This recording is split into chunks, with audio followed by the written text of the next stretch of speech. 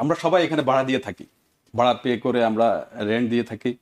So আমরা normally যখন একটা বাড়ি কেনার কথা চিন্তা করি তখন সিদ্ধান্তহীনতায় ভুগি যে আমরা আসলে বাড়ি কিনতে পারবো কিনা। তো আপনাকে সেই সাহসী সিদ্ধান্তটা প্রথম নিতে হবে। কারণ সাহসী সিদ্ধান্তটা আপনি যখন নেবেন তখন আপনি সিদ্ধান্ত নেওয়ার পরে আপনার কতগুলো বিষয় চলে আসবে যেগুলো আপনাকে আস্তে আস্তে আপনাকে জানতে হবে। তো ফার্স্ট থিং হচ্ছে আপনার সাহসী যে সিদ্ধান্তটা সেটাই হচ্ছে গুরুত্বপূর্ণ।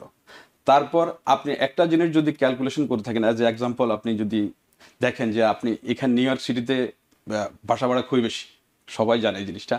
তো বাসা ভাড়া যদি কারো যদি বাসা ভাড়া 2500 থেকে 3000-এর ভিতরে একটা বাসা ভাড়া হয়, এখন মোরালেস প্রায় সবাইকে এই ধরনের ভাড়া দিতে হয়, কারণ এর চেয়ে কমে বাসা ভাড়া পাওয়া পরিবার নিয়ে খুবই মুশকিল থাকতে গেলে। হ্যাঁ, এখন সবচেয়ে গুরুত্বপূর্ণ বিষয় আপনি যদি বাড়ি কেনার সিদ্ধান্ত নেন, আপনি যদি 7 থেকে 8 লাখ ডলারের ভিতরে যদি একটি বাড়ি কেনার ডিসিশন নেন, তাহলে আপনার আমাদের হিসেবে বর্তমান মর্টগেজ ইন্টারেস্ট রেট অনুসারে আপনার 4 থেকে $4,500 আপনার মান্থলি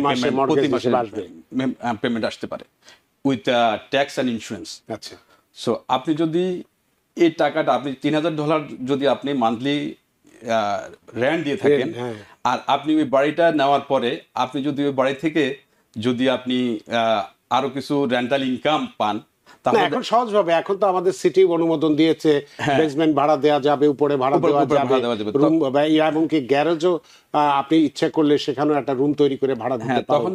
তখন যখন আপনি এই রেন্টাল ইনকামটা আসবে তখন দেখা যাবে যে আপনার মান্থলি মর্টগেজের যে পেমেন্টটা এটা চলে আসতেছে। আচ্ছা, তো ইজিলি আপনি ভাড়ার টাকাটা দিচ্ছেন, এই ভাড়ার টাকা দিয়েই আপনার কিন্তু বাড়ির মালিক হয়ে গেছে, এবং নিজের বাড়ি মানে অন্যরকম একটা আনন্দ, অন্যরকম বিষয়।